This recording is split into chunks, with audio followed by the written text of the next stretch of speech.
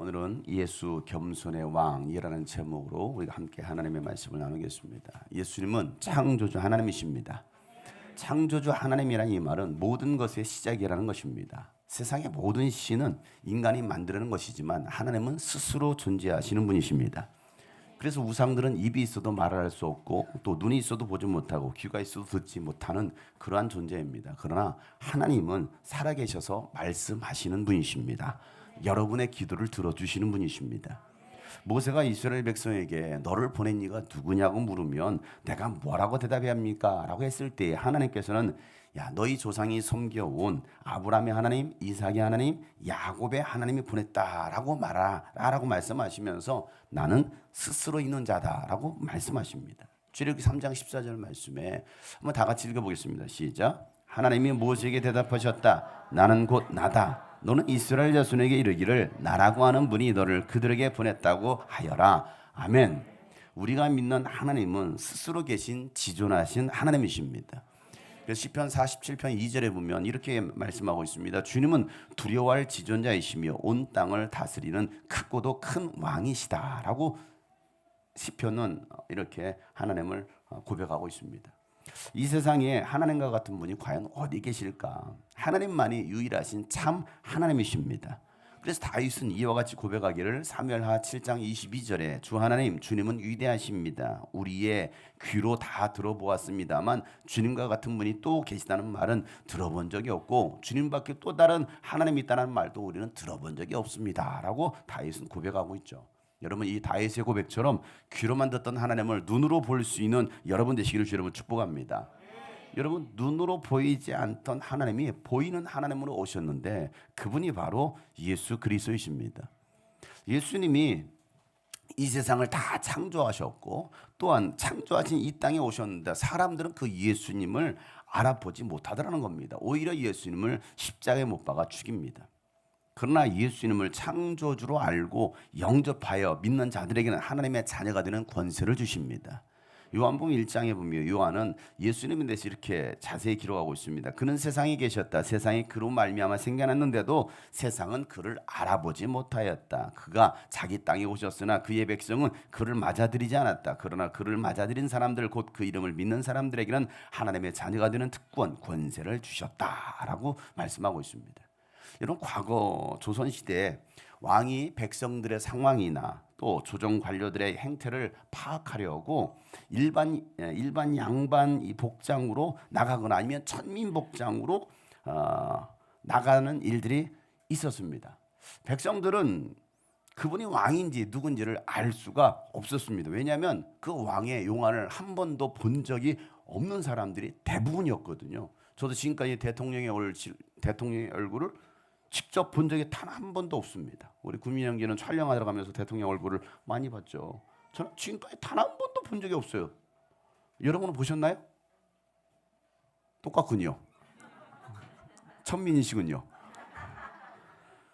여러분 TV에서 보니까 대통령인 줄 알지 그렇지 않으면 이분이 대통령인지 왕인지 어떻게 합니까? 몰라요.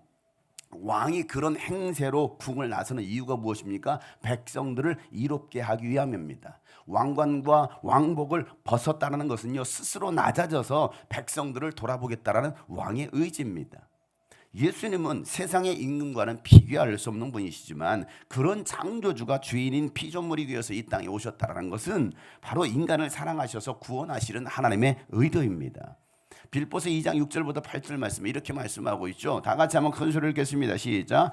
그는 하나님의 모습을 지니셨으나 하나님과 동등함을 당연하게 생각하지 않으시고 오히려 자기를 비워서 종의 모습을 취하시고 사람과 같이 되셨습니다. 그는 사람의 모양으로 나타나셔서 자기를 낮추시고 죽기까지 순종하셨으니 그 십자가에 죽기까지 하셨습니다. 아멘. 하나님과 동등하셨지만 동등함을 당연하게 생각하지 않으시고 자기를 비워서 종의 모습을 취하셨다는 것은요 겸손하지 않고서는 결코 할 수 없는 행동입니다. 여러분 총선이나 대선 때 후보들이 어떻게 합니까? 시장 돌면서 국밥 먹고 떡볶이 먹으면서 서민인 척 쇼하는 것이 아니라 예수님은 겸손의 실체가 되셔서 죽기까지 하셨다는 사실이에요. 예수님은 겸손한 척 하신 분이 아닙니다. 이 나라 많은 지도자들은 겸손한 척하죠. 예수님의 마음은 온유와 겸손입니다. 하나님의 말씀에 절대적으로 순종하는 마음이 바로 이 온유와 겸손이에요. 내 생각과 맞지 않아도 하나님의 말씀이기 때문에 순종하고 하나님 아버지의 뜻을 이룰 수 있는 삶이 바로 온유와 겸손의 마음이라는 겁니다. 그래서 예수님 마태복음 11장 29절 말씀에 나는 마음이 온유하고 겸손하니 내 멍에를 메우고 나한테 배워라. 그리하면 너희는 마음의 쉼을 얻을 것이다 라고 말씀하고 있습니다. 여러분, 할 말이 많아도 말하지 않고요, 묵묵히 주어진 일을, 그 주어진 길을 걸어가는 삶이 바로 온유한 삶이라는 것이죠. 그래서 이사야서 53장 7절에 보면 예수님의 삶을 이렇게 예언하고 있습니다. 그는 굴욕을 당하고 고문을 당하였으나 아무 말도 하지 않았다. 마치 도살장으로 끌려가는 어린 양처럼, 마치 털 깎는 사람 앞에서 잠잠한 암양처럼 끌려가기만 할 뿐 아무 말도 하지 않았다라는 겁니다.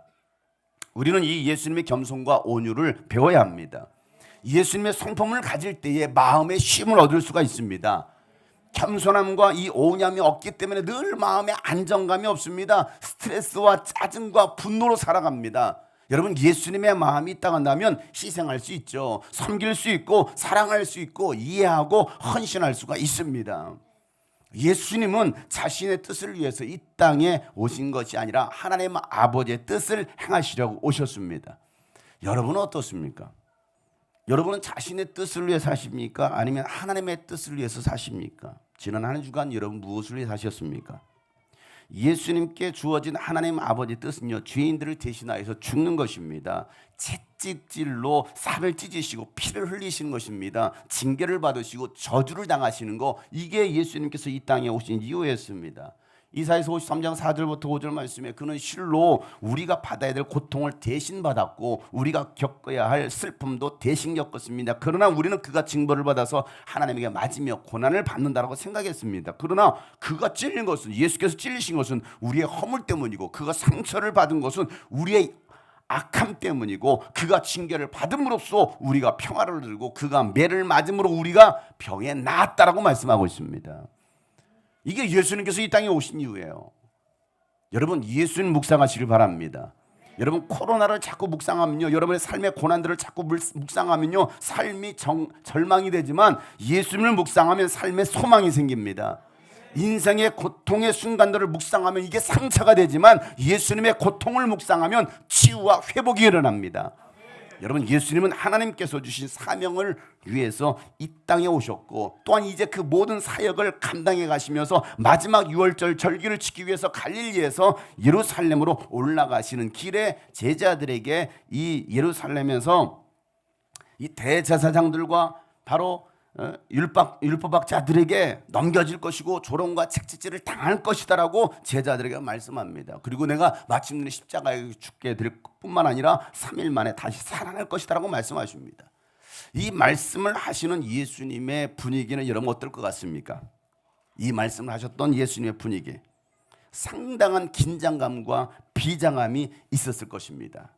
그렇게 말씀하시지 않겠어요? 여러분이 예수님의 입장이라고 한다면. 그런데 그 말씀을 듣는 제자들의 태도, 제자들의 분위기는 어떻습니까? 그들은 뭔가 신나 있어요. 뭔가 들떠 있습니다. 예수님과는 상반된 태도를 보이고 있습니다. 왜 그럴까요? 그들은 예수님 말씀을 전혀 이해하지 못하고 있습니다. 예수님 말씀을 들었어요. 똑같은 말씀을 들었는데도 그 의미를 전혀 깨닫지 못하고 있는 겁니다. 오늘도 이 말씀을 듣고 있지만, 똑같이 듣고 있지만 전혀 깨닫지 못하고 엉뚱한 생각을 하고 있는 사람이 있을 수 있다는 거예요. 제자들은 예수님이 이제 예루살렘으로 입성하실 때 그 예루살렘의 입성을 메시아적 입성으로 생각했습니다. 로마를 몰아내고 또 정치적으로 종교적 왕으로 등극해서 자신들이 다 버리고 예수님을 따라왔던 이 3년이라는 세월에 보상이 있을 것을 기대하고 있는 겁니다. 그의 스승이 세상 임금이 되었을 때 제자들이 가장 좋은 자리를 차지할 거라고 그들은 생각했습니다. 그러니까 상상만 해도 그냥 행복한 거 아니겠습니까? 야, 내가 따랐던 사람이 이 나라의 대통령이 된대. 여러분 생각해 보세요. 내가 열심히 따라다니면 그분이 대통령이 된다는 거예요. 그러면 어떨 것 같습니까? 나도 좋은 자리 차지할 거라고 생각하지 않겠습니까?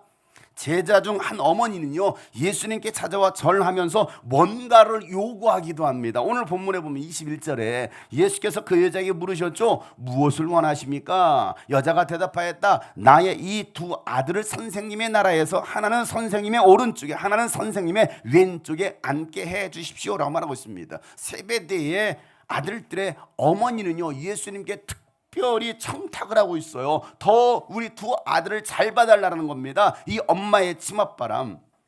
그래서 이 엄마의 치맛바람으로 영의정 좌의정에 앉게 달라는 겁니다. 여러분, 영적인 것은 전혀 없고 오직 육적인 것만 바라보는 사람들입니다. 그의 어머니나 그의 아들들이나 교회를 3년을 다녀도 예수님의 말씀을 제대로 깨닫지 못하고 하나님의 의도를 모르고 다니는 사람들, 이와 같은 것을 구하고 있겠죠. 이 땅에서 잘 되게 달라는 겁니다. 잘 먹고 잘 살게 달라는 겁니다. 예수님을 따라다니는 목적, 교회를 다니는 목적, 예수를 믿는 목적이 육신의 성공이라는 것이죠. 적어도 주님의 꿈꾸신 교회를 다니고 장용석 목사와 함께 이 길을 가고 있으면, 말씀을 제대로 들었으면 우리가 어떤 길을 가야 되는지를 알 텐데 아니더라는 겁니다.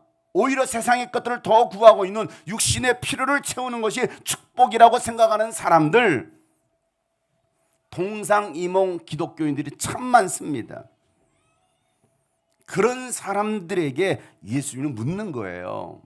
오늘도 이 자리에 그런 사람이 있을 겁니다. 22절에 예수님께서 대답하셨습니다. 너희는 너희가 구하는 것이 무엇인지도 모르고 있구나. 내가 마시려는 잔을 너희가 마실 수 있겠느냐? 그러자 그들이 뭐라고 대답합니까? 예, 마실 수 있습니다 라고 말하고 있습니다. 그들은 지금 예수님께 뭘 구하고 있는지도 몰라요. 예수님께서 마시려는 잔, 야, 내가 마시려는 이 잔 너희들도 마실 수 있겠느냐라고 묻자 제자들은 뭐라고 말하고 있습니까? 네, 마실 수 있어요. 큰 소리치고 있습니다. 이게 제가 마셔야 될 잔이에요. 이 잔. 얘가 이거 마실 건, 너희들도 이 잔 마실 수 있어? 마실 거야? 마시겠대요. 마시겠대요. 제자들은요, 이 잔을 축배의 잔으로 생각했을 것입니다. 야, 드디어 이스라엘의 왕이 되어서 축배의 잔으로 생각하는 것이죠. 그러나 여러분, 예수님께서 마실 잔은 축배의 잔이 아니라 쓴 잔이었습니다. 죽음의 핏잔이었습니다. 예수님은 제자들에게 너희가 말한 대로 나의 잔을 마실 것이다 라고 말씀하십니다. 훗날 제자들은요, 모두가 이 고난의 잔, 죽음의 잔, 쓴 잔을 마십니다. 하나같이 순교했습니다. 산채로 얼굴부터 껍질이 벗겨져서 죽은 제자도 있었고, 펄펄 끓는 그 기름가마에 던져져서 죽은 제자도 있었고, 원형 경기장에서 사자들에게 온몸이 칼갈기 찢겨 죽은 제자도 있었고, 사지가 다 절단되어서 죽은 제자들 모두 하나같이 다 순교당했습니다. 왜? 예수님의 잔을 마시겠다라고 했거든요. 여러분, 예수님의 잔 마실 수 있습니까? 아멘들 안 하시네. 예수님의 잔 마실 수 있습니까? 마시겠습니까? 아멘을 크게 못하잖아. 왜? 진짜 그럴까 봐. 진짜 그럴까 봐. 여러분은 어떤 잔을 원하십니까? 어떤 잔을 마시기를 원하십니까?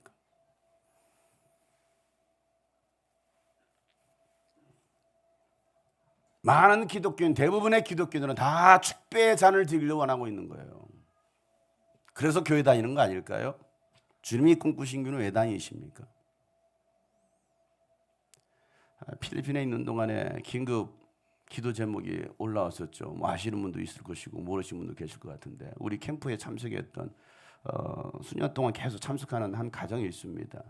젊은 가정이죠. 이번에도 캠프 참석하고 은혜 많이 받고 갔어요. 그런데 지난주에 수요일쯤에 대형 화물 트럭이 뒤에서 차를 받는 바람에 큰 사고가 일어나서 응급실로 갔습니다. 차는 완전히 폐차하는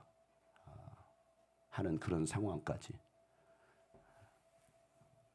이분들이 우리 쪽에 유스비전 쪽에 기도를 요청했고 긴급 기도 요청을 했어요. 이런 위급한 상황입니다. 남편이 뭐 어떻게 될지 모르니까, 대형 사고니까 죽을 수도 있잖아요. 그래서 기도를 부탁한다는 그 요청과 함께 우리 중보기도 기도방에 기도를 올리고 함께 기도하자고 하고 우리 교회도 함께 기도하자 해서 기도했어요. 또 필리핀에서도 함께 기도하고 있다라고 했습니다. 그 다음 날인가 그 다음 날 다시 연락이 왔어요.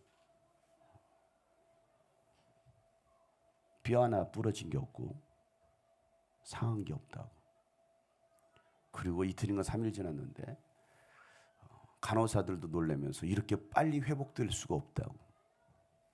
그리고 그 다음 날 그분이 직접 병상에서 문자를 카톡을 보내주시면서 고맙다고, 유스비전 가족들에게 너무 감사하다고, 마치 자기 일처럼 이렇게 기도해 주셔서 너무나 감사하다고. 여러분, 큰 은혜 뒤에 큰 시험이 있을 수 있어요. 여러분들이 큰 은혜를 받았으면 큰 시험이 올 수도 있습니다. 그런데 진짜 은혜 받은 사람은요, 그 시험을 견뎌냅니다. 정말 사명을 가진 사람은 그 시험을 견뎌내는 거예요. 그런데 그런 상황이 벌어졌을 때 하나님 이러실 수 있어요? 내가 어떻게 했는데, 내가 어떻게 헌신했는데 하나님 이럴 수 있어요? 이건 없는 거죠, 믿음이. 그건 은혜가 아니었던 거죠. 아까 여러분이 했던 찬양, 아무것도 아니어도 그게 은혜이고 감사이고 행복이다라고 할 수 있는 그 고백. 뭐 다 가자 여러분 행복입니까? 내가 원하는 거 다 성취돼야 여러분 원하는 그게 여러분 행복입니까? 그게 축복입니까? 제자들은 엉뚱한 생각하고 있는 것이잖아요. 예수님께서 말씀하시죠. 23절 말씀에 예수께서 그들에게 말씀하십니다. 정말로 너희는 나의 잔을 마실 것이다. 그러나 나의 오른쪽과 왼쪽에 앉히는 그 일은 내가 할 수 있는 것이 아니다. 그 자리는 내 아버지께서 정해 놓으신 사람들에게 돌아갈 것이다 라고 말하고 있습니다. 오른쪽 왼쪽에 앉히는 분은 내가 아니고 하나님 아버지시라는 겁니다. 하나님 아버지께서 정해 놓으신 그때에 그 사람들에게 돌아가게 할 것이다 라고 말씀하고 있는 것이죠. 자, 그 말을 들은 아버지께서 거기 앉게 하신다고 그 말을 들었던 다른 제자들은요 막 시기하면서도 분노합니다. 자리 싸움하고 있는 거예요. 네가 거기 앉겠다고, 내가 그 자리에 앉을 건데. 그런 모습을 지켜보는 예수님의 마음은 어떻겠습니까? 세상의 욕망만을 위해서 피 터지게 싸우고 있는 현대 기독교인들의 모습을 바라보시는 예수님은 어떠시겠습니까? 영적인 일에는 무관심해요. 전혀 관심도 없습니다. 하나님의 일에는 관심 없어요. 육신의 것을 얻으려고 그렇게 밤낮 쉬지 않고 일하는 사람들, 세상에서 좀 더 편안하고 나은 삶을 살아보겠다고 예배와 멀어진 채 발버둥 치면서 살아가는 기독교인들을 바라보실 때에 예수님은 눈물을 흘리실 거라 이거죠.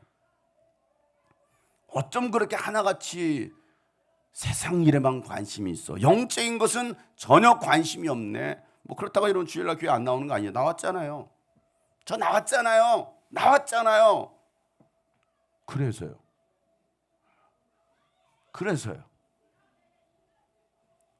헌금했잖아요. 그래서요. 여러분, 예수님은요 이 분위기 파악도 못하고 영적인 시간표, 영적인 때도 모른 채 헛된 것만을 구하고 있는 이 제자들에게 진짜 성공이 무엇인지, 또 성공자의 삶이 어떠해야 되는지를 예수님은 말씀하십니다. 25절부터죠. 이게 우리의 삶이 되야 된다는 겁니다. 예수께서는 그들을 곁에 불러놓고 말씀하시기를, 너희가 아는 대로 이방 민족들의 통치자들은 백성을 마구 내리누르고 고관들은 백성에게 세도를 부린다. 우리나라 정치인들이 이렇게 하고 있지 않습니까? 권력자들이 이렇게 하고 있지 않습니까? 그러나 너희끼리는 그렇게 해서는 안 된다. 너희 가운데서 위대하게 되고자 하는 사람은 누구든지 너희를 섬기는 사람이 되어야 하고, 너희 가운데서 으뜸이 되고자 하는 사람은 너희의 종이 되어야 한다라고 말씀하고 있습니다. 세상의 가치관으로 살아가는 사람들은 약한 자들을 짓밟고 서는 자들이라는 것이죠. 여러분, 세상 가치관으로 살아가는 사람들은 약한 사람도 짓누르잖아요. 백성들, 힘없는 백성들을 짓누르잖아요. 권력으로 칼을 휘두르는 자들. 그러나 하나님의 자녀들은 세상의 가치관으로 정상에 서는 자들이 아니라, 다른 사람들을 짓밟고 일어서는 사람이 아니라 종이 되어 섬기는 자가 진짜 성공자라고 말씀하시는 겁니다. 으뜸되고자 하는 사람은 다른 사람들이 종이 되어야 된다고 말씀하시는 거예요. 여러분, 세상에서 누가 종이 되려고 합니까? 모두가 상전되려고 하고 있지, 누가 여러분 낮아지고 섬기는 종, 노예가 되려고 합니까? 여러분 노예가 되고 싶어요? 여러분 노예예요? 종이에요? 그리스도 종입니까? 여러분, 진짜 노예도 자유인이 되고 싶어 하는데 오히려 예수님은 종이 되라는 거예요. 노예가 되라, 스스로 노예가 되라는 겁니다. 예수님처럼. 예수님은 자신이 이 땅에 오신 이유를 말씀하시기를 28절 말씀에 암송구절이잖아요. 우리 많이 외웠던 말씀 아닙니까? 다 같이 한번 큰 소리로 읽어보겠습니다. 시작. 인자는 섬김을 받으러 온 것이 아니라 섬기러 왔으며 많은 사람을 위하여 자기 목숨을 몸값으로 치러주려고 왔다. 아멘. 인자 예수님은 섬김을 받으러 온 것이 아니라 섬기시고 많은 사람들을 위하여 죽으시려고 오셨다라고 말씀하신 거예요. 이게 내가 온 이유라는 겁니다. 예수님은 겸손의 왕, 섬김의 왕이십니다. 섬김의 본을 보이신 예수님은 제자들에게 보여준 대로 너희들도 섬기는 자가 되라라고 말씀하시는 거예요. 요한복음 13장 14절부터 15절에 보면 유월절 만찬을 하시면서 제자들을 모아놓고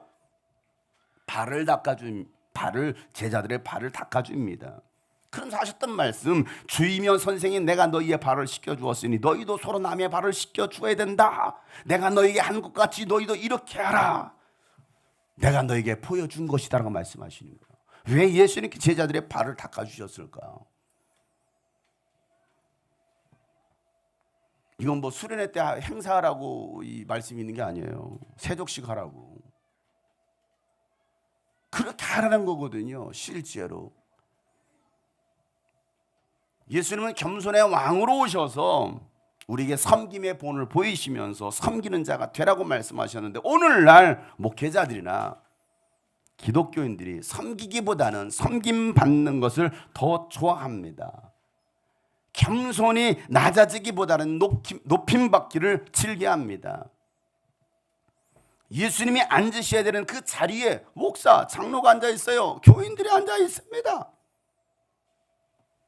제자들과 똑같은 생각을 가지고 살아가는 많은 기독교인들.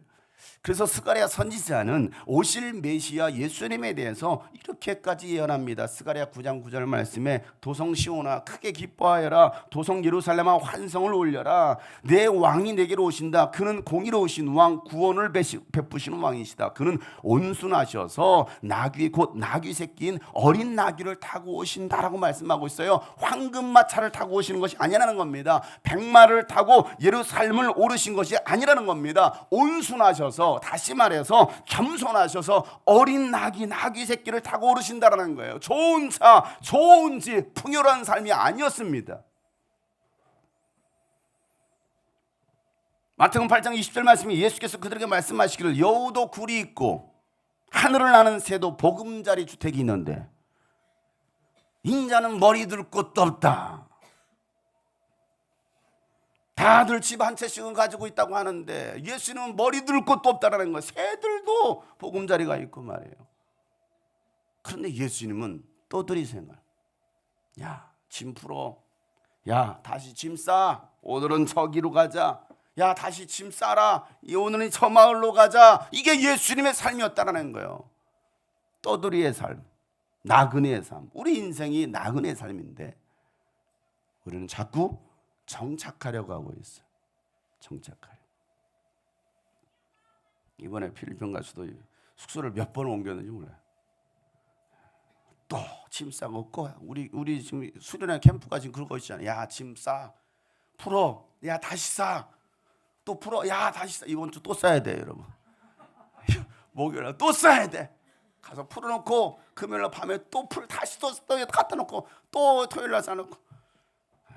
나그네 삶이라. 어느 분 이렇게 하니까는 필리핀 갔더니 한 목사님 그러지 말고 탑차를 하는 데 사세요. 장비를 다 실어놓고 그걸로 이동하시면 되잖아요. 돈을 주던가, 탑차 살 돈을 준가, 장비 살 돈을 주던가, 아니면 그게 오던가. 여러분 중에 한 분이 하던가, 목사님 너무 이사 다니기 힘드니까 그냥 제가 탑차 한 대 딱 해드리겠습니다 하던가. 아멘들이 시원찮네. 장난감 탑차 말고요. 진짜 장비 들어가는 거예요.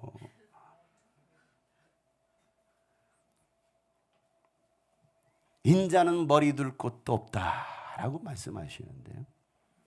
늘 소외되고 병들고 가난한 이웃과 예수님 함께 하셨습니다. 그들의 아픔을 치유해 주시고 그들의 눈물을 닦아 주셨습니다. 그들의 필요를 채워 주시면서 하나님 나라의 복음을 전하시는 그 예수님. 여러분, 하나님께서 기뻐하시는 경건이 뭡니까?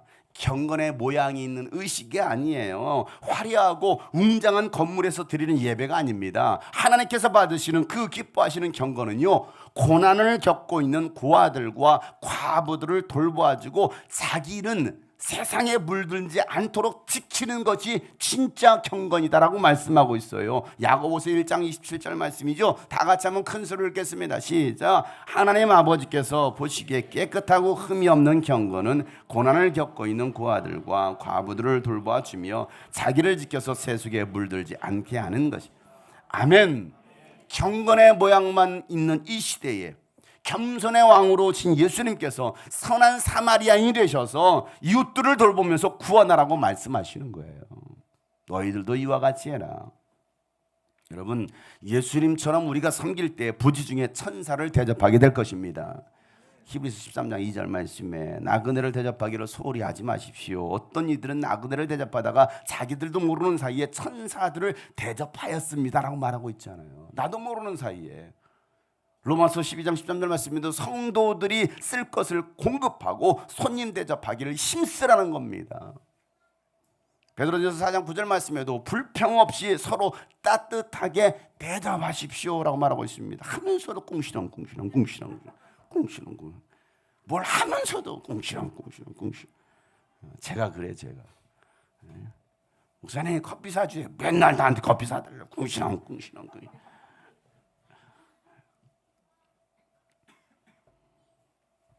제발 불평 없이 하세요. 따라서 하겠습니다. 불평하지 맙시다. 불평하지 맙시다. 서로 따뜻하게 대접합시다. 따뜻하게 얼마나 좋아요. 식사를 성에서 맛있게 드세요. 에따 처먹어라. 그러셔야 되겠습니까?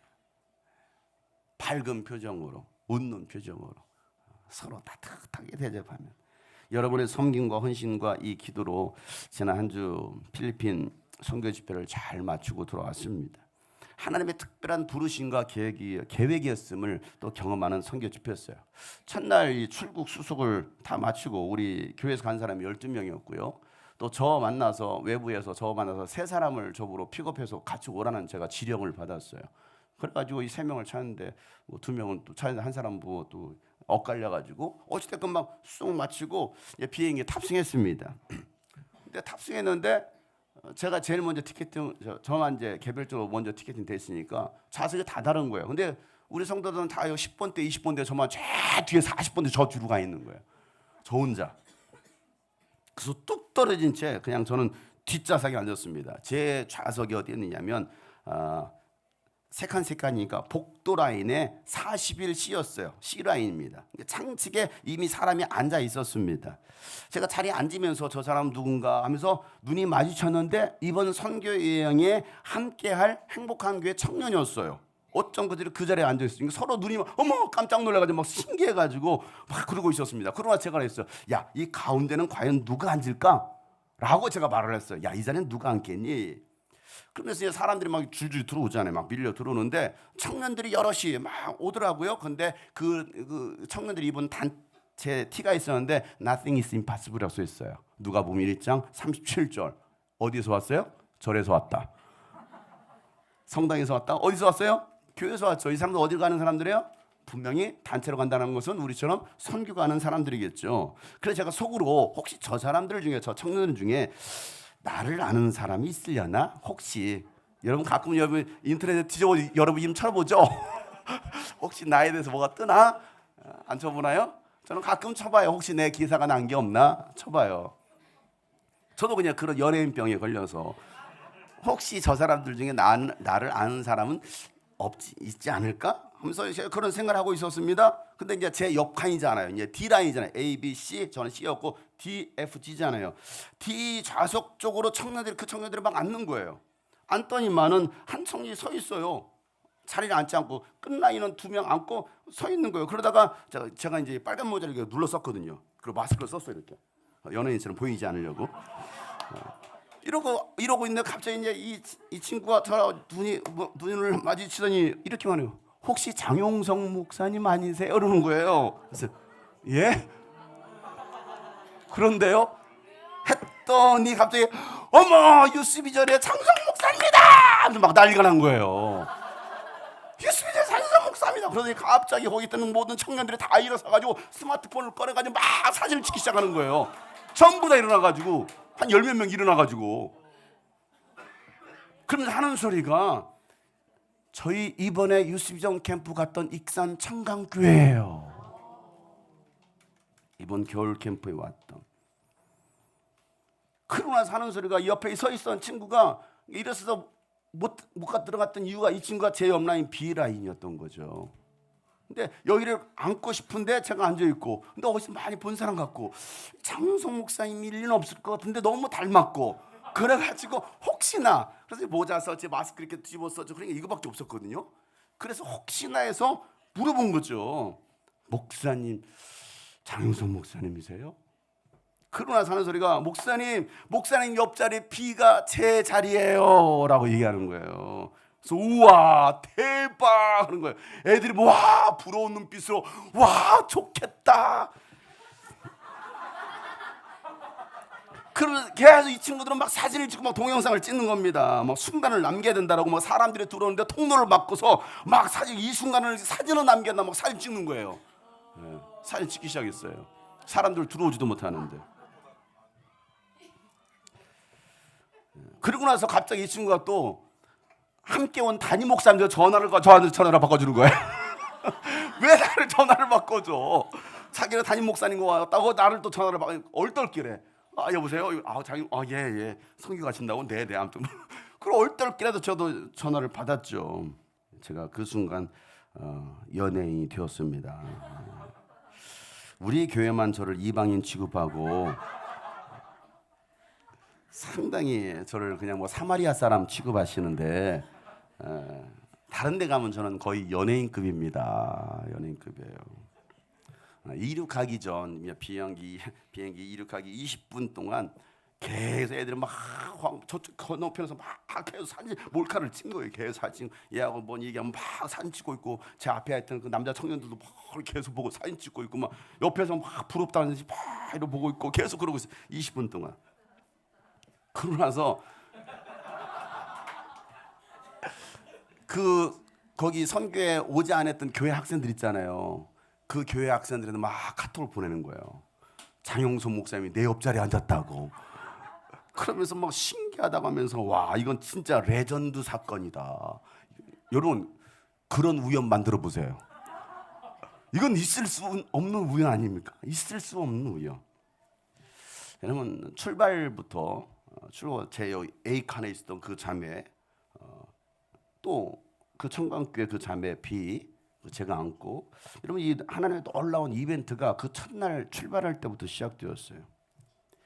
옆에 앉은 자매가 야 이번 겨울 캠프 때 은혜 많이 받았어? 라고 물어보니까 예 목사님 정말 은혜 많이 받았어요. 저는 모태 신앙으로 자랐는데 하나님이 살아계신 것을 몰랐어요. 그런데 이번 캠프를 통해서 하나님이 살아계신 것을 제가 경험했어요. 그 말을 들으면 제가 이 자매를 이제 마스크를 쓰니까 제가 자세히 봤는데 이 자매가 인터뷰 속에 나왔던 수족냉증에 걸려서 치유받은 자매. 너무 눈물이 많이 나오는 거예요. 예수님 날 만나주세요 하면서 기도를 했는데 제가 수족냉증이 되게 심한 사람이란 말이에요. 모든 손발이 얼음장같이 차고 전기장판 틀고 자도 발이 진짜 얼음장같이 차면서 너무 시려운 해서 잤는데 그 영상을 보고 기도하며 나아갈 때 예수님께서 바로 그냥 진짜 손발을 따뜻하게 안아주시는 느낌이 드는 거예요. 그래서 그 후부터 손발이 제 난로처럼 너무 따뜻하게 수족냉증을 고쳐주셔가지고 그냥 예수님은 진짜 살아계시는구나라는 걸 다시 한번 느끼게 되었습니다. 저 자매가 제 옆자리에 앉은 거였어요. 그래서 제가 손을 잡아봤죠. 야, 손 줘봐. 손 줘봐. 제가 손을 잡아봤습니다. 손이요 얼마나 따뜻하든지 제 손도 따뜻한 손이거든요. 제 손보다 더 따뜻해요. 제가 믿음이 없어서 만진 게 아니고요. 여러분들한테 전해주려고 만진 거예요. 가서 집에서 또 간증했대요. 엄마 아빠한테 간증을 하고. 왜? 자기는 이게 고통이었잖아요. 근데 하나님께서 그 캠프를 통해서 첫 시간에 만져주시고 치유하심으로 손이 그들은 손발이 따뜻해지고 너무나 행복하고 그 은혜 가운데 얘가 살고 있는데, 더군다나 선교 가는 날 같은 그 비행기에 클락으로 가는 그 비행기에 제가 옆자리에 앉았고, 그리고 그것을 나눌 수 있었던 거, 여러분 이건 하나님의 은혜 아닙니까? 하나님의 계획하심 아닙니까? 여러분, 하나님은 살아계십니다. 오늘도 이 말씀을 믿고 순종하면 기적이 일어납니다. 여러분, 겸손히 하나님의 말씀을 믿고 순종하며 예수님을 찾는 자들을 예수님 만나 주시는 거예요. 제가 1월 베트남 선교 집회부터 또 유스비전 캠프, 또 캠프 끝나고 나서 일주일 동안 코로나 확진 때문에 또 미니 캠프 있었죠. 의정부 캠프 있었죠. 또 지난 충주 집회 마치고 필리핀 선교 일정까지 하다 보니까 몸이 제가 좀 무리가 왔던 것 같아요. 그냥 막 죽을 힘을 다해서 했으니까. 그래도 또 뭐 해야 될 일 아닙니까? 갔으니까 또 폐는 끼치면 안 되잖아요. 그래서 가가지고 또 2번의 집회를 인도했습니다. 이틀 동안 그 다음 날부터 화요일 날 수요일 이 2번의 집회를 마치고 나머지는 다 선교 일정에 뭐 이렇게 하루 뭐 이게 뭐 받아가고 하는 데는 가지도 않았어요. 그러니까 선교 일정이 함께했습니다. 이 앙겔레스라는 이 끝든 마을에서 찬양 전도 집회를 했는데요. 환경이나 여러모로 행복할 것이 전혀 없어 보이는 것인데 아이들이 얼마나 환하게 웃는지 몰라요. 정말 기쁨으로 찬양하는 아이들. 그런 아이들을 보면서 오히려 정말 풍요롭고 삶에 이 정말 넉넉함 있는 이 대한민국의 학생들, 어린이들, 청년들을 보면 만족이 없어요. 우리가 누리고 살아가는 것이 당연한 것이 아니라 하나님의 은혜이고 감사인데도 감사가 없어요. 감사가 없어요. 그 교회를 개척한 여자 선교사는 이제 40대 후반입니다. 결혼도 하지도 않았습니다. 근데 불쌍한 사람들을 돕겠다고, 섬기며 살겠다라고 한국에서 이 풍요로운 삶을 다 버리고 이 필리핀 빈민촌에 와서 살고 있습니다. 이 자매가 젊었을 때는 20대부터 돈을 벌었는데 증권회사에서 한 달에 일반이 연봉을 받을 만큼 그렇게 돈을 많이 벌고 세상의 명품과 이 부경화, 그 세상의 명품이나 이 모든 부경화를 누리며 살던 자매였습니다. 예수 믿음으로 받은 복들, 예수 믿음으로 순종함으로 응답받고 축복받았던, 그런데 이 모든 것들이 가지고 있었음에도 불구하고 거기에 만족이 없어요. 야, 이 세상 만족이 이게 아니구나. 그리고 주신 이도 하나님이시고 걷어가시는 이도 하나님이시라는 것을 경험하면서 지금은 그 필리핀 빈민촌에 와서 사역하고 가난하고 또 병들고 또 미혼모 가정들 굉장히 많거든요. 15살에 아이를 낳아서 기르는 16살 엄마, 이혼 가정, 마약, 이 우범 지역 사람들에게 복음을 전하면서 그들의 삶을 변화시키는 그 일을 감당하면서 가장 행복한 시절을 지금 필리핀에서 보내고 있더라고. 짧게 간증을 하더라고요. 또 한국에서 함께 동역했던 친구도 그곳에 와서 같이 또 선교사의 삶을 살고 있습니다. 98년생인 26살 제자에게도 야 인생 가장 멋있게 아름다운 시기를 하나님께 드리면 얼마나 좋겠냐 하면서 그 친구에게 권했더니 그 제자도 그동안 모았던 돈 3,500만 원이 넘는 그 돈을 다 털어서 그곳에 와서 그 돈 가지고 신학교를 세우고, 26살 청년 이야기입니다. 어려운 교인 가정에게 500만 원으로 벽돌집을 지어주고 또 일자리를 만들어주고 신학교를 보내고 사람답게 사는 법을 가르치면서 이 도시를 변화시키겠다는 그 일들을 감당하고 있었던 그 세 자매들 다 남남이죠. 결혼하지 않은 자매들이었습니다. 그 사역이 좋아서, 그 사역이 행복해서 그곳에 와서 사역을 감당하고 있는 이 굿뜻교회 9가정을 팀별로 세 팀으로 나눠서 방문하고 기도하고 축복하는 시간을 가졌는데요. 25kg 쌀, 이 25kg 쌀 한 포를 가지는 것이 마치 너무 행복한 소원. 왜? 없으면 그냥 굶는 거예요. 거기 일상이에요. 없으니까 굶어. 돈 벌어서 돈이 조금 생기면 1kg 싸우는 거야. 1kg 쌀을 사와. 근데 그거 먹고 떨어지면 또 없는 거예요. 그래서 25kg 쌀 한 포 받는 게 너무 행복한 거예요. 모든 걸 다 가진 것처럼. 우리가 그런 정보 없이 그냥 장난감 갖다 주고 생필품 갖다 주니까 뭔가 좀 아쉬운 듯한. 나중에 그 선교사님이 얘기하더라고. 사실 25kg 쌀 받는 주는 줄 알았다고, 이 선교사님은.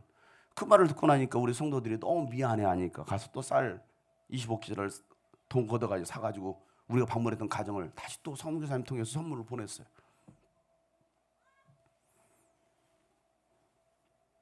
필리핀 가장 부유한 도심 마닐라 외곽에 있는 쓰레기 마을이라고 하는 이 바세코 아이들 300명에게 500원 한 끼 식사, 지난번 얘기했던 것처럼 삼국에서 여러분들 모아주셨던 그 선교비로 점심을 제공했어요. 근데 300인분을 준비했는데 한 310명 정도 피딩하고 나니까 배식이 끝나버렸어요. 그래서 50여 명이 넘는 아이들을 그냥 돌려보내야 되는, 그때까지 기다렸는데 한 끼 식사를 위해서 1시간 이상 기다렸는데 결국은 그 아이들은 발길을 돌리고 안타까워하는 그 엄마의 모습, 그게 그 아이의 한 끼 식사인데 우리는 얼마나 많이 풍족하게 먹습니까? 그 배식하고 저녁에 무한리필 먹었거든요. 엄청 남겼거든요. 그건 우리가 일상 아닙니까, 여러분? 오늘도 여기 무한리필 아닙니까? 음식 쓰레기 얼마나 많이 나와요. 이게 우리는 일상이에요. 이게 일상. 그런데 우리는 감사가 없어요. 근데 그 아이들은 정말 그 한 끼를 먹으려고 그렇게 배식을 준비하는데, 배식하기 전에 바로 가까운, 바로 옆에 한 200m 정도, 200m 정도 되는 거리예요. 한 200m 정도 되는 데서 화재가 발생했어요. 근데 자꾸 그 바세코에 화재가 발생하는 이유가 두 가지가 있답니다. 뭐 부지런한 화재일 수도 있지만은 이 쓰레기 마을을 없애버리려고 일부러 화재를 내서 결국에는 이 마닐라와 이 시를 이제 개발하려고 그렇게 화재를 자꾸 일으킨다는 겁니다. 집이 없으니까 어떻게 됩니까? 쫓겨나야 되죠. 그래서 이제 화재 난 데는 이제 새로 이제 건축을 해요. 그러고 나서 월세를 비싸게 받는 거예요. 그러니까 들어올 수가 없는 거죠. 쫓겨나야 되는 그런 사람들. 제가 거기로 갔어요. 절대 가지 말라고 했는데, 개인 행동하지 말라고 했는데 제가 갔어요. 화재 난 현장으로. 보디가드 2명 데리고. 개 끌어안고 울고 있는 사람들, 간단하게 짐 끄집어 와가지고 막 거기서 막 바닥에 주저앉아서 울고 있는 사람들, 애기들 울고 있고. 왜? 삶의 터전을 잃어버렸더니 그들은 이제 갈 데가 없는 거예요.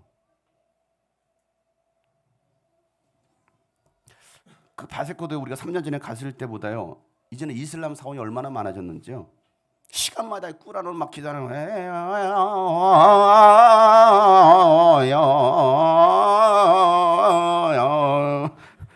이 꾸란에서 얼마나 시끄럽게 온 동네를 그 스피커로 막 하는지 몰라요. 시간마다 제가 그 무슨 그 어디야 그 앞에도 가봤는데 얼마나 그 사람들이 그 앞에 다 이러고 있는지요. 그 경전 듣겠다고. 3년 전에는 그렇지 않았거든요. 여러분, 그런 곳에 교회가 세워지고 일꾼들을 세우는 사역자들이 여전히 있더라는 겁니다. 의료 상황이 열악해요. 코로나로 죽은, 이번 코로나 죽은 선교사들이 많이 있었대요. 갈 때마다 함께 사역하는 그 이현호 선교사님이 계시는데, 그분도 초기에 코로나 걸려가지고 후유증 때문에 머리도 많이 빠지고 지금도 여전히 힘들어하고 계시더라고요. 사랑하는 성도 여러분, 예수님은 가장 낮은 곳에 오신 겸손의 왕이십니다. 그리고 소외된 이웃을 섬기신 섬김의 왕이십니다. 여러분들이 예수님짜리 인생이라고 한다면, 하나님의 자녀라고 한다면 예수님처럼 살아가는 인생들이 되셔야 되는 겁니다. 여러분 무엇을 위해 사십니까? 무엇 때문에 돈을 벌고 무엇 때문에 여러분 공부를 하십니까? 누구를 위한 삶입니까? 고린도전서 10장 31절 말씀에 그러므로 여러분은 먹든지 마시든지 무엇을 하든지 모든 것을 하나님의 영광을 위해서 하십시오라 말하고 있잖아요. 로마서 14장 8절 말씀에도 우리는 살아도 주님을 위해 살고 죽어도 주님을 위해 죽습니다. 그러므로 우리는 살든지 죽든지 다 주님의 것입니다. 오늘 우리의 삶이 되기를 간절히 소망합니다.